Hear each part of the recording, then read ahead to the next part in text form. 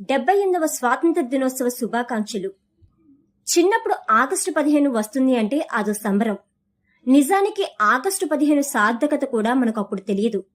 జలియన్ వాలాబాగ్, 1857 సిపాయిల తిరుగుబాటు, చౌరా చౌరీ వంటి సంఘటనలు మార్కుల కోసం చదివేవాళ్లం.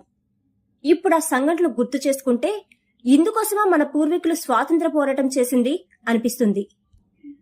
తెల్లవాడు కంటే నల్లవాడు ఇంకా ప్రమాదకరమయ్యాడు. రాజకీయ నాయకుల రూపంలో, కాంట్రాక్టర్ల రూపంలో, కార్పొరేట్ విద్యా వైద్యశాలల రూపంలో ప్రజల్ని లూటీ చేస్తున్నారు. దేశంలోని సంపద మొత్తం పిడికెడు వ్యక్తుల చేతుల్లోకి పోయింది అంటే ఏం జరుగుతుందో అర్థమైపోతుంది.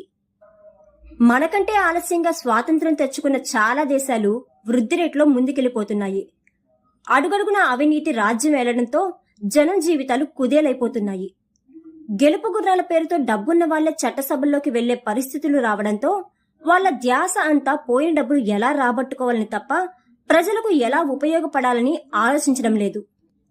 జనం విజ్ఞప్తులు తీసుకుని వస్తే నోటు తీసుకునే కదా ఓటు వేశావు అన్న నిర్లక్ష్యం చూపులు జనంపై వాలుతున్నాయి. దేశం వేగంతో ముందుకెళ్తుందని అనిపిస్తున్నా బడుగు జీవితాల్లో మార్పు ఏమీ లేదు. ఈ వ్యవస్థ మారాలి. సంపద పంపిణీ జరగాలి. డాక్టర్ బాబాసాహెబ్ అంబేద్కర్ ఆశించినట్టు ఆకాశం కింద ఉండే సంపద అందరికీ చెందాలి. పరిశ్రమల్లో బడుగుల వాటా పెరగాలి.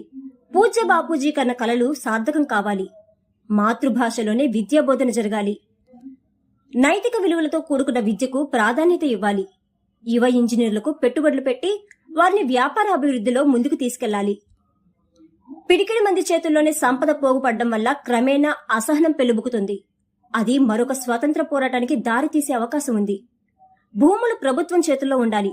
అవి దున్నేవాడికి అప్పజెప్పాలి. అదే మేరా భారత్ మహాన్